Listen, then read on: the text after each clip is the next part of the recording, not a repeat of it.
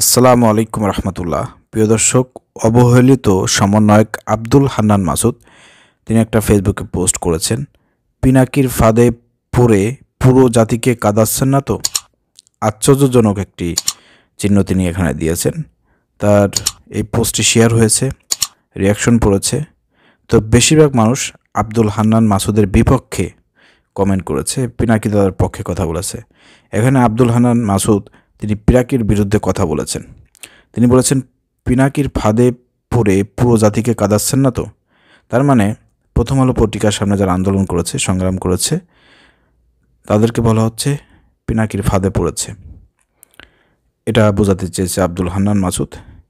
এছাড়াও তিনি হয়তো আরও অনেক কিছু বোঝাতে পারেন, আমরা জাস্ট এতটুকুই ধরে নিলাম। সাংবাদিক ইলিয়াস হোসেন এবং পিনাকির কথা মতনই, যেহেতু তারা ঘোর এবং কট্টর প্রথম আলো বিরোধী এবং ডেইলি স্টার বিরোধী, এই দুটাকে বাংলাদেশের মাটি থেকে উৎখাত করতে চায় পিনাকি এবং ইলিয়াস। তো সেই জন্য হয়তো তাদেরকে ইন্ডিকেট করে এই কথা বলা হয়েছে। তো প্রিয় দর্শক, আব্দুল হান্নান মাসুদের এই কথার সঙ্গে আপনারা কি একমত নাকি দ্বিমত পোষণ করবেন, সেটা কমেন্ট করে লিখে যাবেন। আব্দুল হান্নান মাসুদকে তার ফ্যান ফলোয়াররা অনেক কমেন্ট করেছে, যেখানে পিনাকির পক্ষে কথা বলেছে, যেখানে আব্দুল হান্নান মাসুদের বিপক্ষেই বেশি কমেন্ট পড়েছে। কারণ পিনাকির মতন একজন দেশপ্রেমিক ব্যক্তিকে নিয়ে সন্দেহ করা, তার ফাঁদে যাতে মানুষ না পড়ে এই ধরনের সতর্ক পোস্ট করা, এটা করলে পারে আব্দুল হান্নান মাসুদ যত বড় সমন্বয়কই হোক, যাই হোক না কেন, তাকে দেশের মানুষ জনগণ পছন্দ করবে না, ভালোবাসবে না, তার পক্ষে কমেন্ট করবে না। এটা স্বাভাবিক একটা বিষয়। কিন্তু প্রিয় দর্শক, আমরা দেখতে পাচ্ছি বর্তমান বাংলাদেশকে অস্থিতিশীলতা, অরাজকতা, বিশৃঙ্খলা সৃষ্টি করা হচ্ছে। তো আসলে এইগুলো একটা সূক্ষ্ম ষড়যন্ত্র আছে, ষড়যন্ত্রগুলো বুঝতে হবে। কিন্তু আমরা দেখতে পাচ্ছি সমন্বয়কদের মধ্যে নিজেদের মধ্যে গ্যাঞ্জাপ, নিজেদের মধ্যে আপনার মিল মহব্বত নাই। এছাড়া অনলাইন অ্যাক্টিভিস্ট যারা আছেন, তাদেরও অনেকেই নিজেদের মধ্যে মিল মহব্বত নাই, বোঝাপড়া নাই। ফ্যাসিবাদ বিরোধী আন্দোলনকে যারা নেতৃত্ব দিয়েছে, 15 বছর ধরে ফ্যাসিবাদকে উৎখাত করার জন্য যারা অনলাইনে কাজ করেছে, তাদের অনেকের মধ্যেই মিল মহব্বত নাই। প্রিয় দর্শক, আব্দুল হান্নানের এই পোস্টের পরে পিনাকি দাদা কিন্তু আব্দুল হান্নানের এই পোস্টকে কেন্দ্র করে তিনি একটা পোস্ট করেছেন। তারও এটা স্ক্রিনশট করে পিনাকি দাদা তার ইউটিউব চ্যানেলে সেখানে ছাড়ছেন এবং লেখছেন কি, তাহলে কি প্রথম আলো আর ডেইলি স্টারের কাছে এরাই বিপ্লবকে বেছে দিয়েছে? হান্নানকে উদ্দেশ্য করে তিনি কথা বলেছেন যে তাহলে কি এই যে বিপ্লব সংগঠিত হলো, হাজার হাজার মানুষ জীবন দিল, কত মানুষ পঙ্গুত্ব বরণ করে আছে, চোখ হারিয়েছে, হাত পা হারিয়েছে, বিছানায় কাতরাচ্ছে, কত মা বাবা তার বুক খালি করেছে। তো এই বিপ্লব যে সংগঠিত হলো, এই বিপ্লবটাকে কি প্রথম আলো আর ডেইলি স্টারের কাছে আপনারা বিক্রি করে দিয়েছেন? এই প্রশ্নটা পিনাকি দাদা তিনি করেছেন। কেন করেছেন? কারণ আব্দুল হান্নান মাসুদের মতন একজন গুরুত্বপূর্ণ সমন্বয়ক, অবহেলিত সমন্বয়ক, তিনি পিনাকি দাদাকে নিয়ে যে পোস্টটি করেছেন, এই পোস্টের প্রেক্ষিতে তিনি এই প্রশ্নটা ছড়িয়ে দিয়েছেন। এই প্রশ্নটার জবাব আপনারাই লিখবেন কমেন্টে। প্রিয় দর্শক, সমন্বয়ক আব্দুল হান্নান মাসুদের পোস্ট এবং পরবর্তীকালে পিনাকি দাদা আব্দুল হান্নানকে নিয়ে যে পোস্ট করেছেন, এই পোস্টের মধ্যে বিতর্কের মধ্যে একটু আগুনে ঘি ঢেলে দিয়েছে তাসনিম খলিল, বিদেশে নেত্র নিউজের একজন গুরুত্বপূর্ণ সাংবাদিক। তিনি হচ্ছেন তাসনিম খলিল। তিনি লিখেছেন যে, হে পিনাকিও, হান্নান মাসুদকে তুমি চেনো না? কথাগুলোর ভাষা একটু বোঝেন। মূলত বিষয়টা হচ্ছে তাসনিম খলিল কিন্তু পিনাকিকে দেখতে পারে না, আবার পিনাকিও কিন্তু তাসনিম খলিলকে দেখতে পারে না। একে অন্যের শত্রু বলতে পারেন, যার কারণে আপনার আব্দুল হান্নান মাসুদের পক্ষে তিনি এই পোস্টটি করেছেন। তিনি লিখেছেন, হে পিনাকিও, হান্নান মাসুদকে তুমি চেনো না? তোমার 100 ভিউতে যে কাজ হয় না, সেটা এই ছেলের একটা ভিডিওতেই হয়েছে। হাসিনারে এরাই টাইনা নামাইছে, তুমি আর তোমার দাদারা না। কী বোঝাইছে বুঝতে পারছেন? কি পিনাকির যত অর্জন, পিনাকি যে এতদিন ফ্যাসিবাদের বিরুদ্ধে যে লেখনীর মাধ্যমে, বক্তব্যের মাধ্যমে যে মানুষকে সতর্ক করেছে, জাগ্রত করেছেন, কোনো কিছুর দামে তাসনিম খলিলের কাছে নাই। আরে ভাই, আপনারা যারা কাজ করেছেন, ফ্যাসিবাদের বিরুদ্ধে কাজ করেছেন, একে অন্যকে সম্মান করতে জানুন, একে অন্যের কৃতজ্ঞতা স্বীকার করতে আপনারা জানুন। এভাবে যদি আপনারা নিজেদের মধ্যে ভেজাল করেন, নিজেদের মধ্যে দ্বন্দ্ব সৃষ্টি করেন, একে অন্যকে যদি দেখতে না পারেন, এই সুযোগটা ফ্যাসিবাদরা আবার গ্রহণ করবে। ঠিক আছে? তো যাই হোক, এখানে তাসনিম খলিল পিনাকি দাদাকে অনেক ঠ্যাস মেরে কথাগুলো বলেছে যে তার 100 ভিউতে, আপনার 100 ভিউতে যে কাজ হয় না, এই আব্দুল হান্নানের একটা ভিডিওতে সেই কাজ হয়েছে। মনে রাখতে হবে, আব্দুল হান্নান একজন সমন্বয়ক না। আব্দুল হান্নানের মতন এরকম অসংখ্য সমন্বয়ক আছে, কিন্তু বাংলাদেশে পিনাকি একজনই। পিনাকির মতন আর কেউ নাই, পিনাকি একজনই, ইলিয়াস একজনই। এটা মাথায় রাখতে হবে তাসনিম খলিলকে। প্রিয় দর্শক, এই বিষয়গুলো নিয়ে বর্তমান সোশ্যাল মিডিয়ার তোলপাড়। আব্দুল হান্নান এই কথা বলেছে। এরপর আরেকজন সমন্বয়ক, সেও কিন্তু পিনাকি দাদাকে নিয়ে একটা পোস্ট করেছে। সেই পোস্টটা আসলে খুবই দুঃখজনক একটি পোস্ট। আব্দুল কাদের সমন্বয়ক, দ্বিতীয় সারির সমন্বয়কের মধ্যে আব্দুল কাদের একজন সমন্বয়ক, গুরুত্বপূর্ণ একজন সমন্বয়ক।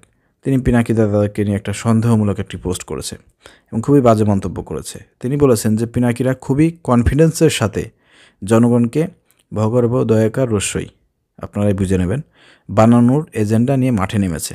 আব্দুল কাদের এই কথা বলতে পারলো কীভাবে একজন ছাত্র হয়ে? বয়স কয়দিন আপনার? পিনাকি নিয়ে এই ধরনের কথাবার্তা বললেন। আমি বিশ্বাস করি যে আব্দুল কাদেরের এই পোস্টের নিচেও আব্দুল কাদেরকে অসংখ্য মানুষ ধুলাই দিয়েছে এবং তার পক্ষে একজন মানুষও কথা বলে না। এই ছাত্র জনতার যে আপনি লিডার, সেই ছাত্র জনতা আমার মনে হয় যে আপনাকে আপনার পক্ষে কথা বলে না, এখানে পিনাকির পক্ষে কথা বলেছে। তাদের এই কনফিডেন্সের মূলে রয়েছে জনতার আবেগ।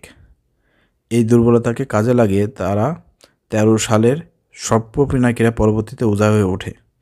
তিনি 13 সালে যে পিনাকি সাপ ছিল, শাহবাগী ছিল, ওইটা তুলে ধরেছেন এবং পরে তিনি উজাড় হয়ে উঠছেন, এটাকে ইন্ডিকেট করেছেন, ঠেস মেরেছেন। না, এটা তো স্পষ্ট, শাহবাগী তো পিনাকি ছিল সেই সময়। পিনাকি এখনের পিনাকির মধ্যে অনেক পার্থক্য আছে। পিনাকি তখন, পরবর্তীকালে তিনি নিজে সব কিছু বলছেন যে আমি শাহবাগী ছিলাম, আমি ভারতপন্থী ছিলাম, কিন্তু পরবর্তীকালে তিনি, একটা মানুষ তো পরিবর্তন হতে সময় লাগে না। পিনাকির এখন চোখ মুখ খুলে গিয়েছে, সে এখন বাংলাদেশি, দেশপ্রেমকে ভালোবাসে, দেশের মানুষকে ভালোবাসে, দেশকে নিয়ে চিন্তা করে। তো তখনকার পিনাকির সাথে এখনকার পিনাকিকে তুলনা করে এবং সেই কথাগুলো এখন তুলে ধরে পিনাকিকে হিট করা, আঘাত করে কথা বলা, এটা আব্দুল কাদেরের কাছ থেকে আমরা আশা করি নাই। ঠিক আছে, এই দুইজন সমন্বয়ক পিনাকির বিরুদ্ধে কথা বলছে। আসলে পিনাকির বিরুদ্ধে এই কথাটা বলার পিছনে একটা কারণ আছে। পিনাকি দাদা একটা পোস্ট করেছিল না, আবু মোস্তফা আমিন, এই লোকটি গ্রেপ্তার হয়েছে। মূলত এই লোকটি ওইসব লোকদেরকে ফান্দে ফেলিয়েছিল, একটা অহিংস গণ অভ্যুত্থানের ডাক দিয়েছেন। তাতে অসুবিধা কী?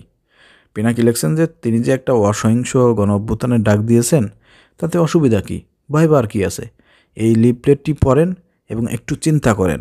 এমন আজগবি দাবি তুলে তা আদায়ের কথা বলে কেউ যদি মানুষ জড়ো করে আর সমবেত জনতা যদি এই উপকার না পায়, তাহলে যারা তাদেরকে ডেকে এনেছেন সেই সংগঠকদের তারা দেবে বা পিটাবে কিনা বলেন? সব কিছুতে ষড়যন্ত্র খোঁজার আওয়ামী মানসিকতার মধ্যে আটকে পড়েছেন কেন? ক্ষমতাসীন না হয়েও স্বৈরশাসকদের মতো আচরণ করা বন্ধ করুন। এটা ফ্যাসিস্ট ব্যাধি।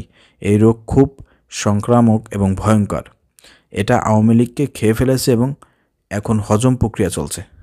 আমি একমত এই কথার সাথে, পিনাকি দাদার এই কথার সাথে একমত। গভীরভাবে চিন্তা করেন এই কথাটা। এখানে দোষের তো কোনো কিছু লেখেন নাই, খারাপ তো কোনো কিছু লেখেন নাই। তাহলে এটাকে নিয়ে কেন আব্দুল কাদের এই কথাগুলো বলার কারণে তিনি এমন একটা পোস্ট করলেন যেটা আসলে আব্দুল কাদের কাছ থেকে কেউ আশা করে নাই। তো সমন্বয়কদের বয়স কম, তো কাঁচা, পাকে নাই তারা। তো আপনারা যদি এই ধরনের কথাবার্তা এইভাবে যদি আপনারা বিরুদ্ধে কথা বলেন, পিনাকির বিরুদ্ধে কথা বলেন, যারা নিজেদের কি বলবো জীবনযাপন ত্যাগ করে, ঘর বাড়ি পরিবার ফ্যামিলি ছেড়ে বিদেশে অবস্থান করে যারা সরকারের বিরুদ্ধে অবস্থান নিয়েছিল, ফ্যাসিবাদের বিরুদ্ধে অবস্থান নিয়েছিল, তাদেরকে নিয়ে পোস্ট করার আগে একটু অনেক কিছু চিন্তা করতে হবে, চিন্তা করা উচিত। আপনারা সমন্বয়করা আছেন, যদি আপনাদের যে লেভেলটা যদি ধরে রাখতে না পারেন, এই পোস্টের পরে আপনি নিজেই পড়ে দেখেন আপনার কমেন্টে আপনার লোকজন কীভাবে আপনাদেরকে গালিগালাজ করেছে, আপনাদের বিরুদ্ধে দাঁড়িয়েছে। তো গ্রহণযোগ্যতা হারাবেন। এদেরকে পিনাকির গ্রহণযোগ্যতা তো এত সহজ যাবে না। পিনাকি তো হক কথা বলে, সত্য কথা বলে। শাহেদ আলমের মতন লোক এখন সুযোগ পেয়ে গেছে। ঠিক আছে, এই যে পিনাকির এই পোস্টটি করাতে, এরপরে আবার সমন্বয়ক একজন পোস্ট করছে যে পিনাকির ফাঁদে পা দিও না। তো এই পোস্ট করার পরে শাহেদ আলম তো আবার পিনাকির বিরুদ্ধে। শাহেদ আলম জামাত ইসলামের তেল। শাহেদ আলম পিনাকির বিরুদ্ধে এবং সে হচ্ছে জামাত ফোবিয়াতে ভোগে। জামাতের বিরুদ্ধে তার অনেক কথা আছে, জামাত নিয়ে তার অনেক চুলকানিয়েছে। শাহেদ আলম সে দেশের বাইরে থেকে কি করছে না করছে তার বিষয়ে আমার জানা নাই ওই রকমের, সে কি ভিডিও বানাইছে না বানাইছে। তো তাকে দেশের মানুষ যে বেশি পছন্দ করে বিষয়টা এরকমও না, পিনাকির 100 ভাগের 1 ভাগও না। তো সে আবার এখন সুযোগ পেয়ে গেছে পিনাকিকে একটা ঘায়াল মারার জন্য। সে আবার পিনাকির বিষয়ে লেখছে, পরিস্থিতি একটু বেসামাল হলেই অস্থির বা খুব বেশি টেনশন নিতে হবে এমন কোনো কথা নেই। আমি আশাবাদী যে সমস্যাগুলোর ইন্ধন কোথা থেকে আসছে, টাকা পাঠাচ্ছে কে, গরু পাঠাচ্ছে কে, এগুলো আমাদের ছাত্র নেতারা বুঝতে পেরেছে। আমি অনেকদিন ধরে সমস্যার গোড়ায় হাত দিতে বলেছি, অনুরোধ করছি। সে একটু মানে এখানে দিল, প্রথম আলোর সামনে যে গরু জবাই দেওয়া হয়েছে, এদেরকে টাকা দিচ্ছে কি, এরা নাকি টাকার বিনিময়ে এখানে আইছে, মানে ইন্ডিকেট করছে। তো শাহেদ আলম এখানে যে মন্তব্য করেছে, আমি বিশ্বাস করি শাহেদ আলমের কমেন্টের নিচে গেলে শাহেদ আলম বুঝতে পারবে যে সে কী কথা লেখছে। ঠিক আছে, সে বুঝতে পারবে ভালো করেই। 2টি স্ক্রিনশট আছে, মনে রাখবেন। টাকা দিয়ে 50 জন বেকারগ্রস্ত মানুষকে দিয়ে ট্রেনে ইট পাটকেল মারানো যায়, এটাকে ন্যারেটিভ বা বয়ান বলা যায় না। এটা হলো দেশের বিরুদ্ধে ষড়যন্ত্র। শত্রুদের চিনতে পারাটাও বড় সফলতা। এক থাকে এই ষড়যন্ত্র রুখবই। মানে তিনি সমন্বয়কদের সাথে একমত হয়েছেন, পিনাকির বিরুদ্ধে কথা বলছে, এই জন্য তিনি মানে এই কথা বলতেছেন। 2জন ছাত্র সমন্বয়ক মুখ খুলেছে, বাকিরা কথা বলুন। আসিফ মাহমুদ নিজে সরকারের অংশ হয়ে সরকারকে অস্থিতিশীল করার সবচেয়ে বড় কালপ্রিট। এর নিয়ে আসার পর থেকে পরিস্থিতি ঘোলাটে হচ্ছে বেশি।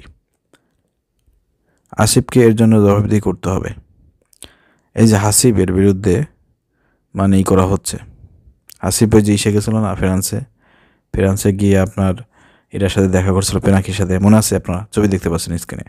তো এই জন্য হাসিবের বিরুদ্ধে শাহেদ আলম বলতেছে যে ওই যে দোয়া নিয়ে এসেছে, ফ্রান্সে গিয়ে দেখা করে আইছে, তো হাসিব যদি এর বিরুদ্ধে কথা না বলে তাহলে হাসিবকে জবাবদিহি করতে হবে।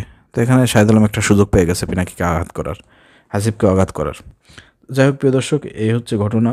এভাবে যদি নিজেদের মধ্যে কাদা ছুড়াছুড়ি করেন, বিপ্লব আর বিপ্লবের জায়গা থাকবে না। বিপ্লব ভেঙে চেড়ে তছনছ হয়ে যাবে। বিপ্লবের স্পিরিট ধারণ করুন। পিনাকি এবং সাংবাদিক ইলিয়াস হোসেনের যে পরামর্শগুলো আছে এগুলো মেনে চলুন। প্রথম আলো ডেইলি স্টারকে বাংলা মার্কেট থেকে উৎখাত করুন। আপনারা জানেন যে প্রথম আলোর একজন গুরুত্বপূর্ণ মানুষ, ভালোবাসার মানুষ হচ্ছে আইন উপদেষ্টা হাসিব নজরুল স্যার। তার একটা ফেসবুক পোস্ট আছে যেখানে তিনি প্রথম আলোকে খুব পছন্দ করেন, এরকম পোস্ট করেছেন, এবং পিনাকিকে তিনি পছন্দ করেন না, পিনাকি প্রথম আলোর বিরুদ্ধে কথা বলে এই জন্য তার খুব রাগ হয়, এরকম একটা পোস্ট আছে, দলিল আছে। তবে আপনারা বুঝতে পারতেছেন প্রথম আলো কোথা থেকে সাহস পাচ্ছে। তাদের এজেন্ডা বাস্তবায়ন করার জন্য তাদের লোকজনদেরকে কিন্তু উপদেষ্টা মণ্ডলীতে বসায় দিয়ে চুপচাপ বসে আছে। এখন যতই আন্দোলন করেন, উপর থেকে পুলিশ এসে খালি পিটাবে, আপনারা কিছু করতে পারবেন না। এগুলো হওয়ার পিছনে ছাত্র জনতাই দায়ী থাকবে।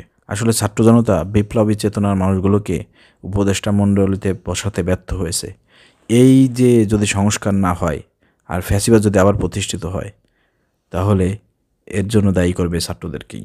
ছাত্ররা যেরকম বিপ্লবে অংশগ্রহণ করেছিল, বিপ্লব সংগঠিত করেছে, কি এই অবদান যেরকম তাদের, ঠিক তেমনিভাবে তারা যদি ব্যর্থ হয়, এটার দায়ভারও তাদেরকে নিতে হবে। আশা করি বুঝতে পারছেন। আসসালামু আলাইকুম রহমতুল্লাহ।